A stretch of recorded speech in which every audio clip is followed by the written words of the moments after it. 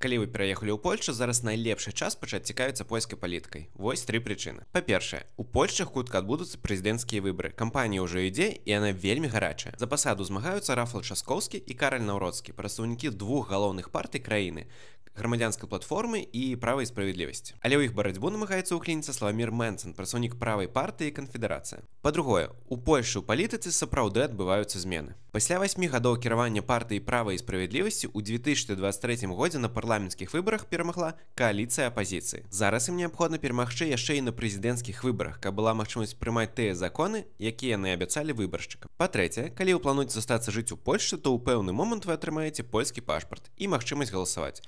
Лепш падрыхтавацца загадзя. Калі у вас ёсць пытанні пра польскую палітыку, пішыце ў каментарах. Я вяду падкаст зроблены ў Польшчы пра польскую палітыку і паспрабую ўсё патлумачыць. Ці папрашу дапамагчы майго сувядоўца па падкасту Кірыла, які, на мой погляд, з'яўляецца лепшым экспертам па польскай палітыцы на украінскай, беларускай і рускай мовах.